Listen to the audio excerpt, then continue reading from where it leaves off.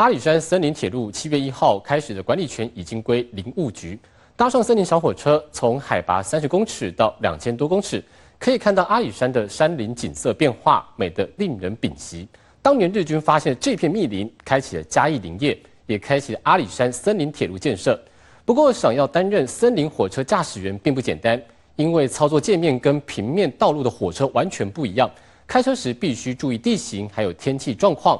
即使这么辛苦，还是有人对这份职业充满热情。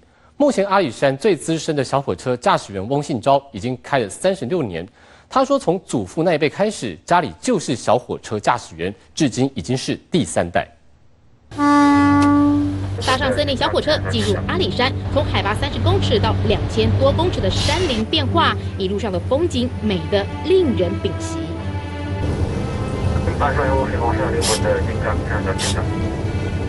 100修掉。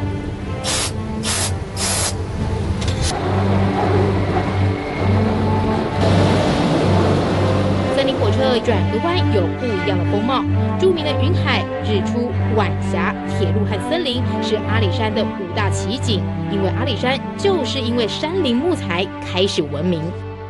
1935年，嘉义市从事林业相关工作的人口数高达1/10，所以在当时被称为木材之都。虽然在1963年结束了伐木，林铁也转变成以客运为主。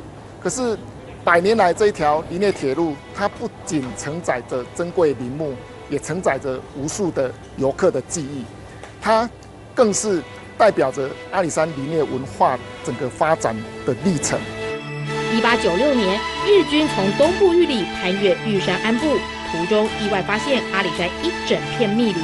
经过多年规划，开启阿里山的伐木史，因此人员进驻、建盖房舍，也开始兴建铁路运输。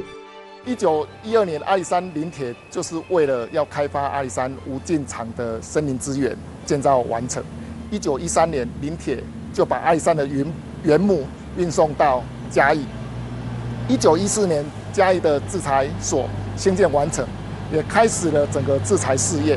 嘉义市也因而繁华兴起。1904年新建至今还在使用的森林铁路，更是承载许多人的回忆。那现在就是不用再加油了，要开刹车的哦。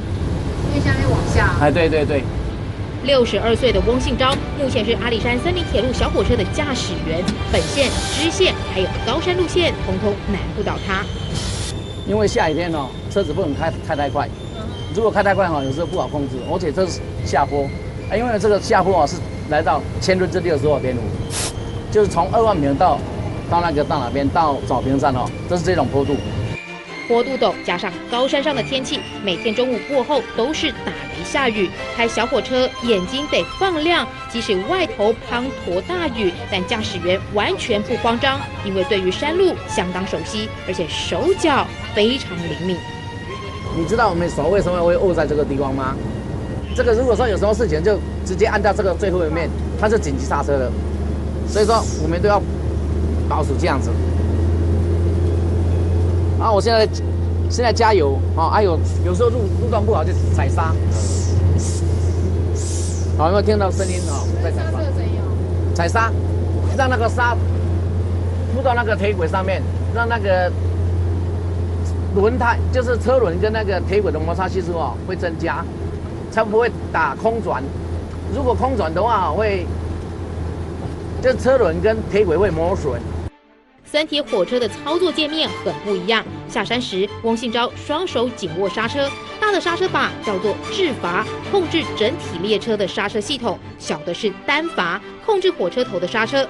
动作技术很老练，而翁信昭家里面从阿公时代就开始担任小火车的驾驶员。